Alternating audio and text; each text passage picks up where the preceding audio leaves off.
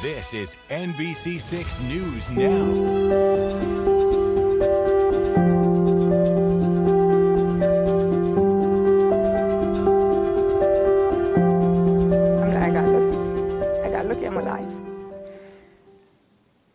And I want to see them grow, and I want them to grow with their mother. Thank you for joining us. I'm Sophia Hernandez. You just heard from a South Florida mother whose life was changed forever after a routine procedure took a turn for the worse. NBC6 investigator Amy Viteri has been following her story closely, and she is joining us now. Amy, how did you learn about this case? Well, we first started following this case, looking into it after Maria Rodriguez, who's a mother of three who you just heard from, filed a lawsuit. So she claims a simple surgery to prevent future pregnancies left her permanently disabled and put her life at risk. Her suit blames faulty medical equipment, and we found others have reported similar issues with the same device in the past. In November of 2022, Maria Rodriguez had recently given birth to her third son. She and her husband decided their family of 5 was complete, so she chose to have surgery at Jackson Memorial Hospital to remove her fallopian tubes to prevent future pregnancies. My baby was 2 months. The same day I went into surgery, he turned 2 months. She says her doctor told her it was a quick procedure with minimal risk of complications. I felt I'm going back to my 3 boys at night. Instead, she says the operation left her hospitalized for months, and the active life she enjoyed as a busy working mom was changed forever. You know how they say, oh no, you know you're going to recover for a certain amount of time and everything's going to be back to normal.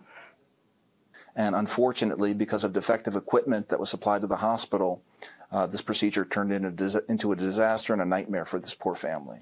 In the suit, attorney Andrew Yaffa says the problems began with a piece of equipment called a trocar, seen here on the manufacturer's website, a pen-shaped instrument used in minimally invasive laparoscopic surgery. In Rodriguez's case, it was used to access her abdomen and guide doctors through the procedure. Well, it broke and it fragmented and pieces were lost inside of her. Then, he says, it happened again. The second trocar, manufactured by the same company and the same lot, also broke.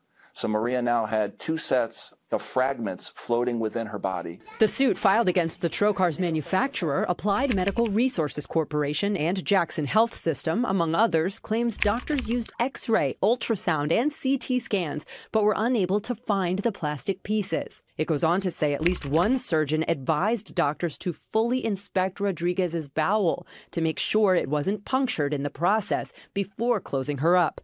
But this was never done. She became systemically infected. It became a fight for her life at that point. The lawsuit claims Rodriguez was in critical condition and endured surgery after surgery due to the infection and other complications, including a stroke, psychological disturbances, blood clots, blurred vision, and ultimately the forced amputation of several fingers on her right hand.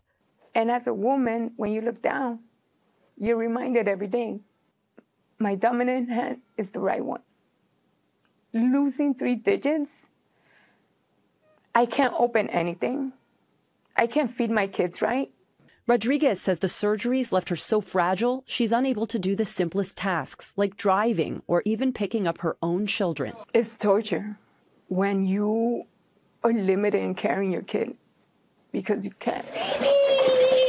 She's always been a really strong woman, and now she's very weak mentally. She's, beat up, and it's tough.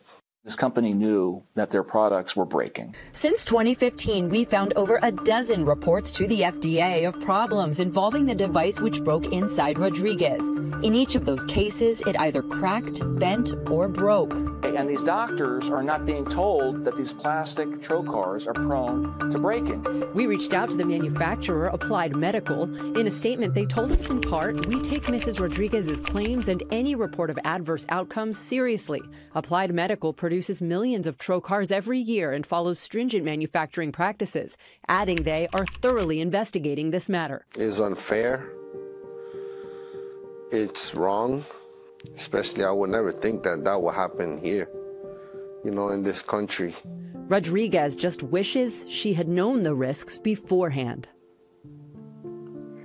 When we go in, and we put our lives in people's hands, we expect the truth. honesty. Now, as of today, Rodriguez says the plastic pieces from those devices have still not been found or removed from her body. As for Jackson Health, a spokesperson declined to comment because that lawsuit is pending. Now, Amy, this is such a heartbreaking story. Tell me, what's next for this family? Well, this is a long road to recovery and never back to normal as she knew it. It's not just the physical challenges that Maria is dealing with on a daily basis, but especially the emotional and mental toll that all of this has taken on her. I can't think, I can't focus. I forget things. I have double vision. I can pick them up, I can drive. I can't even cook. I was the type of person that I could sit up in an auditorium and speak, and I was okay. I don't see that without shaking, without breaking down, without closing my eyes and seeing things that I think they're real and they might not be, Now,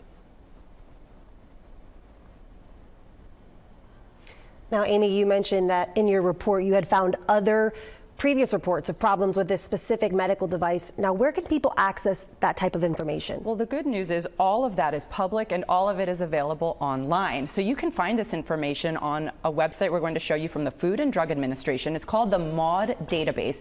It includes reports of injuries, deaths, malfunctions, and all types of problems involving medical devices. The agency says they receive hundreds of thousands of reports every year.